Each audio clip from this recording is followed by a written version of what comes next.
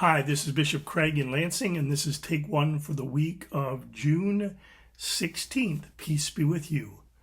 I'll be on the road again this week after being at Sarin in St. Joe on the 16th. I will travel to the University of Notre Dame to participate in a conversation on homiletic pedagogy, or how to teach preaching. So I'm looking forward to that very much. Wednesday is Juneteenth, and there are resources in the newsletter to remind you of what Juneteenth is. What's important for you to know is that Juneteenth is a holiday, and so our offices and our staff will be closed, if you will. On Thursday and Friday, Saturday and Sunday too, I think, Pastor Sprang is taking some vacation to celebrate Sue's 70th birthday. So we wish Sue a happy birthday. On Sunday the 23rd, I will install Pastor Roseanne Anderson at Advent Lutheran Church in Lake Ann. I'm really excited that Pastor Roseanne is able to embrace this part-time call. So God is good. The readings are fun, at least for me. The first reading from Samuel is the story of David and Goliath. And what I noticed about it this time is David's conversation with Saul.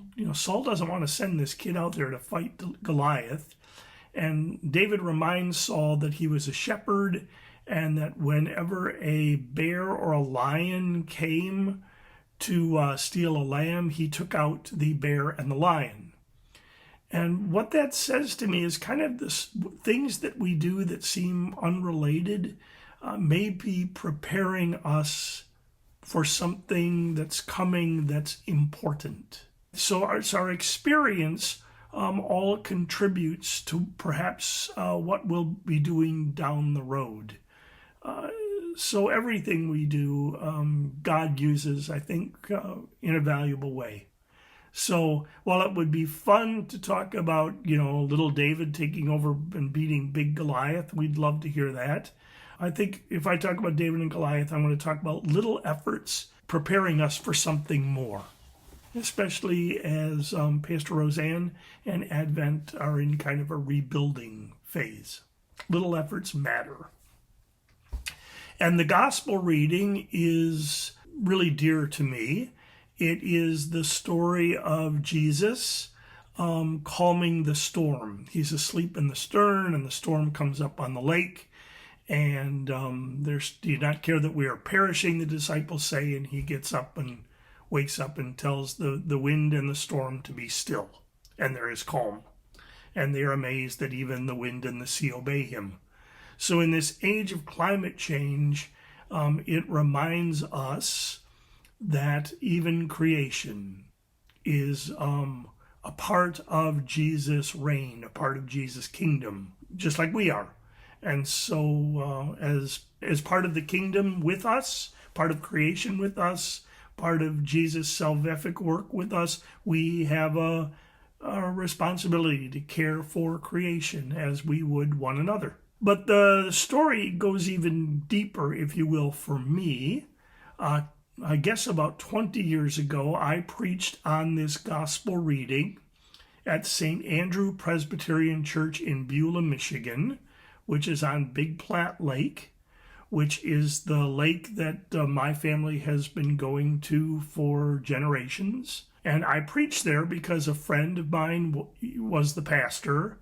And then in the afternoon, aboard 2 pontoon boats of Presbyterians, we committed my dad's ashes to the lake after a 6-month battle storm of cancer.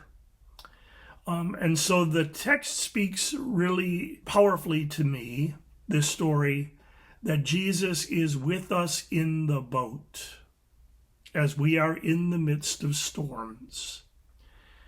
And Jesus will calm our storms. Now, they may not calm in the way we want. My father was dead.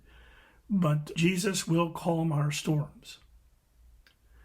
And so whatever storm you are facing this week, it is good to know that Jesus is in the boat with you.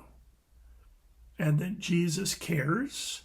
And even if it seems that Jesus is asleep in the stern, you can rouse him, and that I think is what prayer is about. You can rouse Jesus, and he is with you, and he will calm the storm. And so when knowing this, his words, do you still have no faith? Are you still challenged to trust that I'm in the boat with you, that I care, and that I will calm your storms, even as you see the wind and the waves? So, I think that's what I will preach about. If you can find it in your church library, when I became bishop, I gave you a book I'd written, When God Speaks Through Worship, Stories Congregations Live By.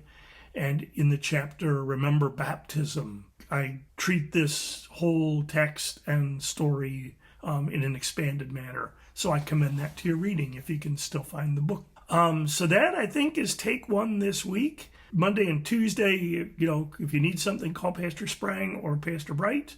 Wednesday, the place is quiet. And Thursday and Friday, I'll be back, and Pastor Chrissy will be around, and David will be off. So goes summer, and so it goes on the road. It's feeling like pre-pandemic synod work again.